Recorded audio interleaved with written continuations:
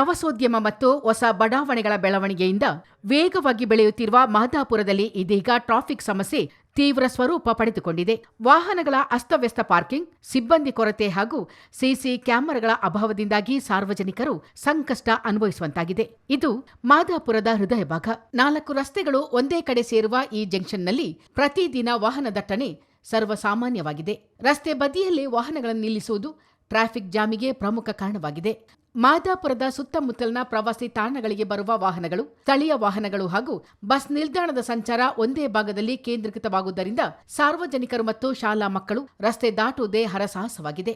ಇದೇ ಸ್ಥಳದಲ್ಲಿ ಹಿಂದೆ ಅಪಘಾತ ಸಂಭವಿಸಿ ವ್ಯಕ್ತಿಯೊಬ್ಬರು ಪ್ರಾಣ ಕಳೆದುಕೊಂಡ ಘಟನೆ ಕೂಡ ನಡೆದಿದೆ.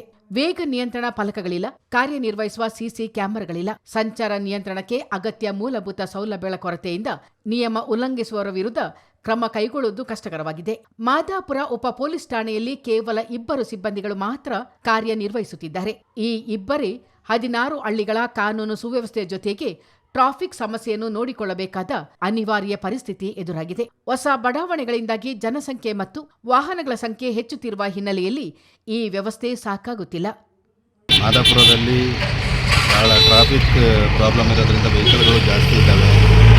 ಆ ಕಡೆ ಈ ಕಡೆ ಯಾವ ವೆಹಿಕಲ್ಗಳು ಕೂಡ ಕರೆಕ್ಟಾಗಿ ಪಾರ್ಕ್ ಮಾಡ್ತಾ ಇಲ್ಲ, ಅಡ್ಡದಿಡ್ಡಿ ಪಾರ್ಕ್ ಮಾಡ್ತವೆ. ಬಸ್ ಸ್ಟ್ಯಾಂಡ್ ಕೂಡ ಇಲ್ಲೇ ಸೆಂಟ್ರ್ನಲ್ಲಿ ಇರೋದ್ರಿಂದ ಭಾಳ ತೊಂದರೆ ಆಗ್ತಾಯಿದೆ ಸಾರ್ವಜನಿಕರಿಗೆ. ಅಂಗಡಿಗಳ ಮುಂದೆ, ಆಮೇಲೆ ಹೋಟೆಲ್ಗಳ ಮುಂದೆ ಅಲ್ಲಲ್ಲೇ ನಿಲ್ಲಿಸ್ಬಿಟ್ಟು, ಬಾರ್ಗಳ ಮುಂದೆನೂ ನಿಲ್ಲಿಸ್ಬಿಡ್ತಾರೆ. ಆದ್ದರಿಂದ ಇಲ್ಲಿ ಪೊಲೀಸ್ಗಳ ಕೊರತೆನೂ ತುಂಬ ಇದೆ. ಪೊಲೀಸ್ನವರು ಇಲ್ಲ, ಕಡಿಮೆ ಇದ್ದಾರೆ. ಅವರು ಸಾಧ್ಯವಾದಷ್ಟು ಡ್ಯೂಟಿ ಮಾಡ್ತಾ ಇದ್ದಾರೆ, ಕಂಟ್ರೋಲ್ ಮಾಡೋಕ್ಕಾಗ್ತಾ ಇಲ್ಲ. ಸ್ವಲ್ಪ ಪೊಲೀಸ್ ಸಿಬ್ಬಂದಿಗಳ ಅವಶ್ಯಕತೆಯೂ ಮಾದಾಪುರದಲ್ಲಿ ಇದೆ. ಹೊಸ ಬಡಾವಣೆ 18ರಲ್ಲಿ ಫ್ಲಡ್ ಆಗಿದ್ದಾಗ 800 ಮನೆಗಳು ಕೊಟ್ಟಿದ್ದಾರೆ. ಅಲ್ಲೂ ಕೂಡ ವೆಹಿಕಲ್ಗಳು ಜಾಸ್ತಿ ಇದೆ, ಜನಸಂಖ್ಯೆಗಳು ಕೂಡ ಜಾಸ್ತಿ ಇದ್ದಾವೆ. ಸಣ್ಣ ಮಕ್ಕಳು ಬೇರೆ ಇದ್ದಾರೆ, ಸ್ಕೂಲ್ ವ್ಯಾನ್ಗಳು ಅವು ಇವೆಲ್ಲ ಬರ್ತವೆ. ತುಂಬ ತೊಂದರೆ ಇರೋದ್ರಿಂದ ಒಂದು ಟ್ರಾಫಿಕ್ ಮತ್ತು ವೆಹಿಕಲ್ ಪಾರ್ಕಿಂಗ್ನ ಒಂದು ಸರಿಯಾಗಿ ನಿಭಾಯಿಸಬೇಕಾಗ್ತದೆ. ಎರಡನೇದು, ಮೊದಲು CC ಕ್ಯಾಮ್ರಾಗಳಿತ್ತು. ಅಪಘಾತ ಆದಾಗ ಸ್ವಲ್ಪ ಕಂಡುಹಿಡಲಿಕ್ಕೆ ಸುಲಭ ಇತ್ತು, ಎಲ್ಲ ಅನುಕೂಲವಾಗಿತ್ತು. ಇವಾಗ CC ಕ್ಯಾಮ್ರಾಗಳು ಕೂಡ ಚಲಾವಣೆಯಲ್ಲಿ ಇಲ್ಲ. ಅದರಿಂದ ತುಂಬ ತೊಂದರೆ ಆಗ್ತಾಯಿದೆ.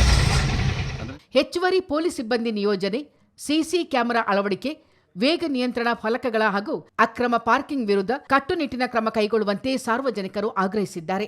ಮಾದಾಪುರ ಭಾಗದಲ್ಲಿ ಪ್ರವಾಸಿಗರ ಜೊತೆಗೆ ಸ್ಥಳೀಯರ ಸಂಖ್ಯೆಯೂ ಹೆಚ್ಚುತ್ತಿದೆ. ಆದರೆ ಅದಕ್ಕೆ ತಕ್ಕಂತೆ ಟ್ರಾಫಿಕ್ ವ್ಯವಸ್ಥೆ ಮಾತ್ರ ಸುಧಾರಿಸಿಲ್ಲ. ಅಪಘಾತಗಳು ಸಂಭವಿಸುವ ಮುನ್ನವೇ ಅಧಿಕಾರಿಗಳು ಎಚ್ಚೆತ್ತು ಶಾಶ್ವತ ಪರಿಹಾರ ಕಲ್ಪಿಸಬೇಕೆಂಬುದೇ ಮಾದಾಪುರ ಜನತೆಯ ಒತ್ತಾಯ. ಚಿತ್ತಾರ ನ್ಯೂಸ್, ಮಾದಾಪುರ.